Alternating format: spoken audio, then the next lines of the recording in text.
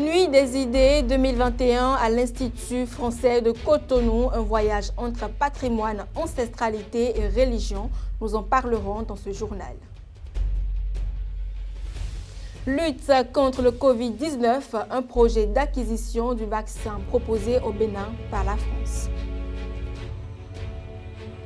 Championnat d'Afrique des Nations 2020, la 6e édition du Championnat d'Afrique des Nations a connu son épilogue dimanche 7 février avec la grande finale entre le Mali et le Maroc. 25e journée mondiale des zones humides, 10 000 plants mis en terre à Grand Popo pour marquer l'événement. Vous en connaîtrez la quintessence dans ce journal. Bonjour et bienvenue dans le journal de ISS TV+. Nous vous invitons à vous abonner, à liker et à commenter le journal. Pour démarrer, nous parlons de cette nuit des idées 2021 à l'Institut français de Cotonou. Une soirée en 6 grands actes. C'est ainsi qu'on pourrait résumer l'édition 2021 de la nuit des idées de l'Institut français du Bénin. Entre échanges, débats, performances artistiques, le thème proposé pour cette nuit de confrontation des idées entre peuples de part et d'autre de l'Atlantique a trouvé tout son sens. Proche, c'est autour de cette thématique que les échanges de prestations se sont déroulés. La soirée s'ouvre sur une scène qui a voulu proche Haïti et le Bénin. Une demi-heure de chants sacrés, belle balade entre chants traditionnels et même vaudou, les deux pays assurés par les Terribas du Bénin et l'artiste James Germain d'Haïti.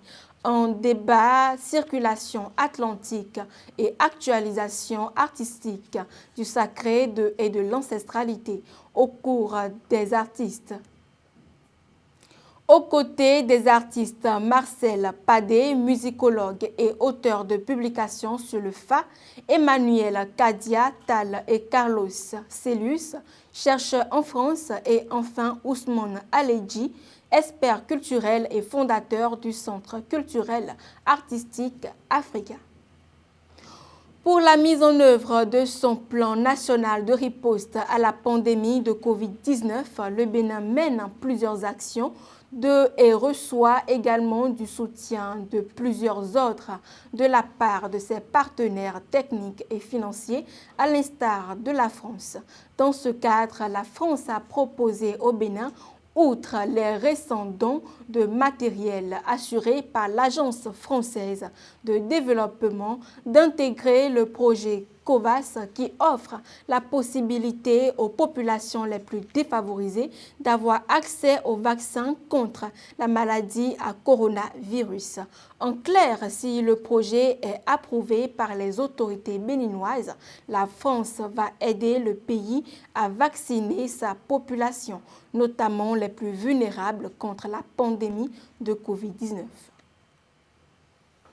La journée mondiale des zones humides célébrée le 2 février de chaque année est marquée au Bénin par la plantation de 10 000 palétuviers à Aïguinon, dans la commune de Grand Popo. Ce geste de l'Agence béninoise pour l'environnement et ses partenaires sera suivi de plusieurs autres activités.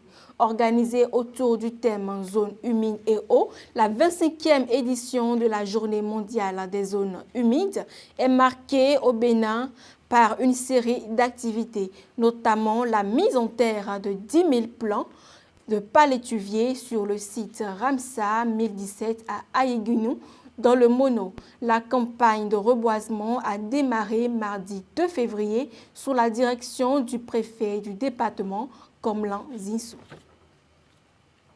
Sur le site Ramsa 1017 à Grand Popo, l'Agence béninoise pour l'environnement ABE, structure organisatrice de la célébration, et ses partenaires, ainsi que le préfet ont mis en terre les premiers plans avant de laisser les groupements de femmes de la localité poursuivre la plantation. Nous parlons sport pour terminer. Le Cameroun, mercredi 3 février dernier, avec le score de 4-0 au stade de Limbé, des Lions de l'Atlas du Maroc affrontent les Aigles du Mali dimanche 7 février au stade Amadou Ahidjo de Yaoundé. Tenant du titre et auteur d'un parcours sans faute depuis l'entame de ce tournoi, le Maroc part favori dans cette confrontation.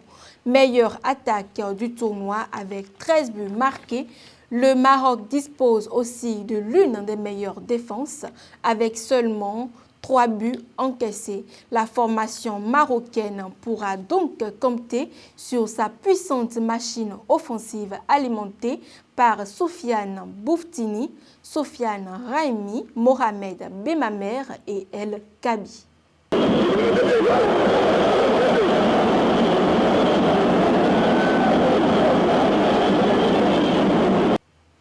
Ainsi se referme ce journal. Merci de l'avoir suivi et à la prochaine.